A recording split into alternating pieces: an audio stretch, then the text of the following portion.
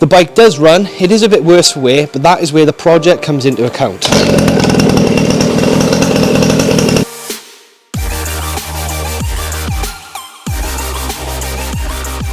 So welcome back to KM Builds.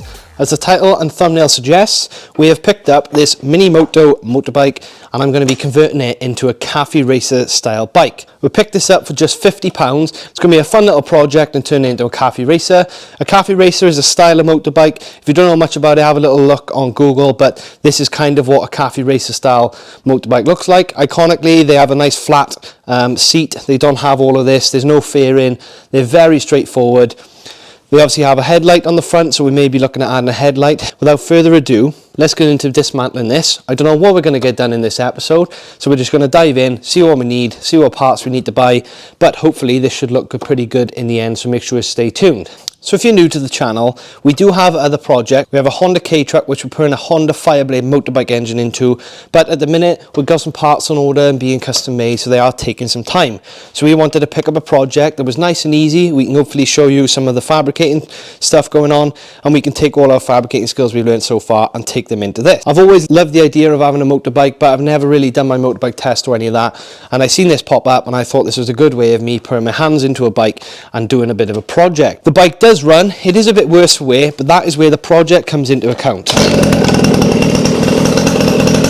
It needs a lot of new parts, but like I said, let's just tuck into dismantling this and let's see what parts we need to buy, see what we're going to cut off and get this converted into the cafe racer, so stay tuned. This bike seems super easy to dismantle. First thing we remove is the seat, fairing and the fuel tank, ensuring not to spill too much fuel everywhere, and then I'm going to move on to all of the little trims and plastic pieces that I'm going to remove, which we will no longer need.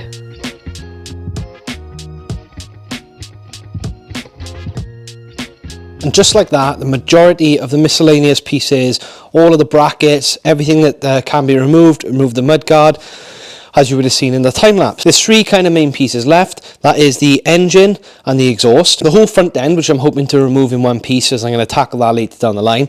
And then we've got the rear wheel. The rear wheel should be straightforward enough, and the engine should be straightforward enough. I think my next plan is to get the rear wheel. I am going to get rid of this chain. It is a bit rusty and ruined, so I must imagine they're cheap enough online.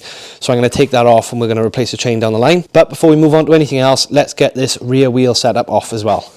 Rear wheel is super easy to remove. It's a long bolt going through the wheel, a nut on the other side. Once they're both removed, slide it out and the wheel comes loose.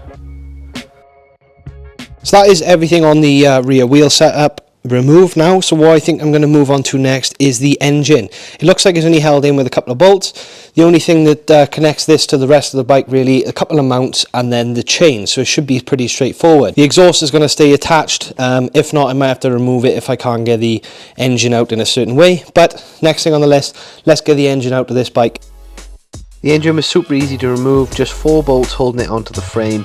I did end up removing the exhaust as well, as it was too difficult to slide them all out in one piece, but that was just 2 bolts holding on the exhaust.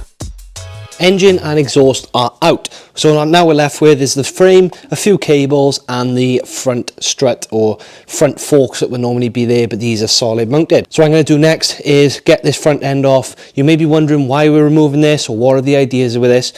Once I get this off, I will explain everything that we plan to do and it will all become clear then. So let's get this front end off, the last of these cables, before we show you what we're going to do. The front forks were held on with one big long bolt and a nut, and I also had to remove the rear caliper as the cable was still attached.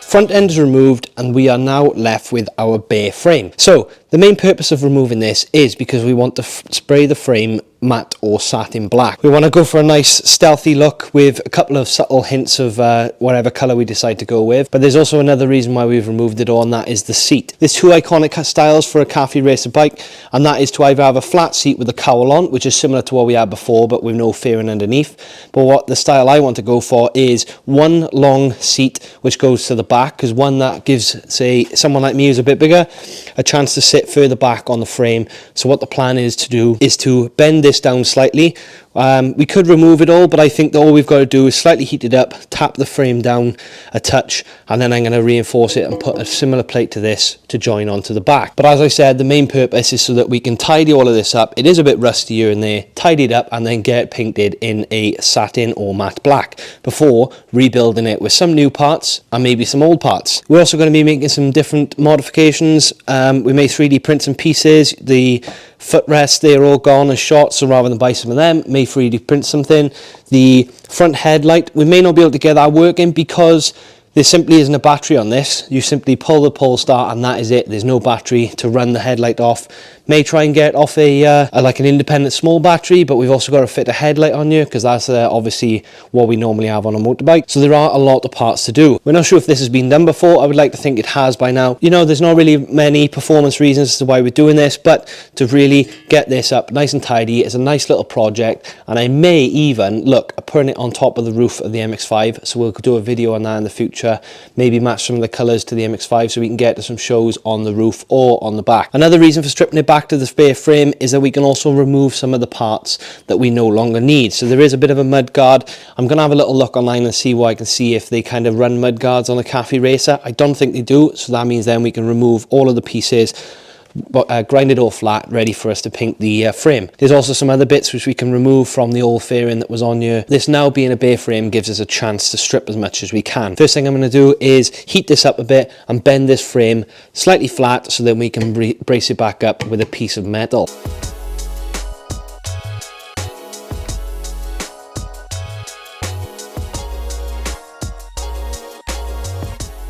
So that kind of flattened quite nicely. The only downfall is that the welding on there has cracked, so what I'll have to do is when I'm welding the plate on the top, I'll have to just reinforce these welds back up and make sure that they're back solid. You know, this thing isn't going to be fast, so it's not like it has to be amazingly structurally sound. This is just going to kind of take the weight of being sat on it, so it has to obviously be able to take the weight of a person, so tacking them back up and making sure that that's nice and solid is a must. And also when I put the plate back on the top, that should also reinforce it as well. So what I'm going to do now is create a template for this and get a piece of metal cut out ready for us to tack a plate onto here to carry on going, ready for us to start making our new seat.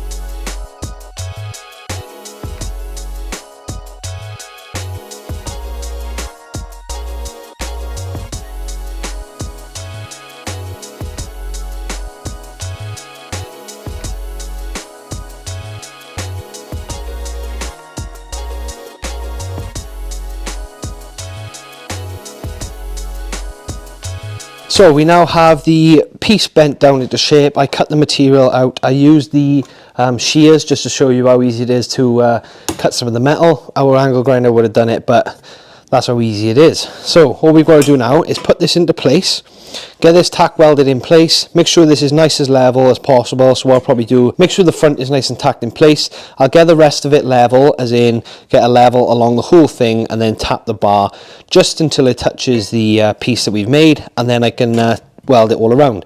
It doesn't have to be like fully welded. I'll probably weld like an inch here and there, kind of like a tack weld but a bit more. And what I also got to do is clean up in the gap and get the existing welds that cracked earlier on, get them welded back up to their former strength. But let's just crack on and get this welded.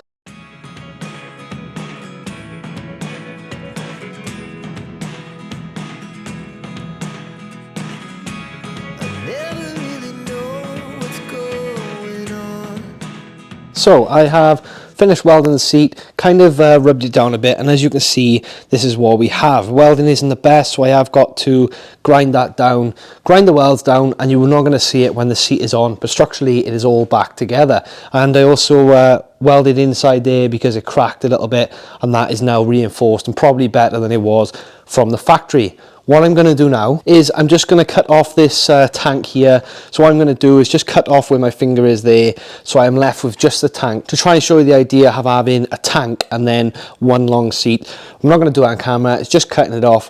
I'm not going to cut it exactly where I want it yet. I'm going to leave a bit of excess, but I'm going to cut that and show you how it looks on the bike. So I have cut the fairing, so all that's left now is the fill tank, and I've kind of mocked the seat up for now. So let me show you how it's look and show you the idea we're going for. So as you can see, I've removed all of this section. The standard fairing would sit and there'd be a cowl on the back. Often with the Cafe Racer, this is kind of what they would go for, but they would remove this middle section and it would be just a pad. So essentially you would have the seat on its own, and then you would have a cowl that sits there. But normally the cowl is protecting the rear of the seat. So what they would have underneath is one full solid seat.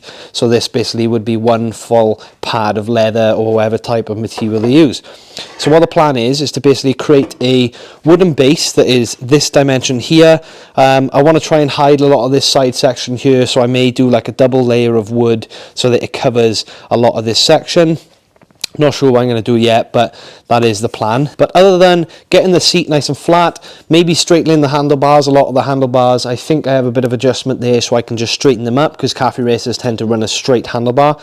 I may look at some mirror ends. So what Cafe Racer style bikes tend to have is mirrors that just sit on the end of the handlebars, as opposed to the mirrors that would normally come up the center there. They sit on the edge of the mirrors. And obviously the headlight. Quite often the Cafe Racers have a headlight which is just a single headlight with some brackets, and it's just very simplistic. I'm not going to do any more in today's video. I am going to leave it there, as I do have to order some parts. There's a few things I want to upgrade. One, for example, is this fuel cap. It's a bit of a nightmare to undo and do up, so I'm going to get a new one of them.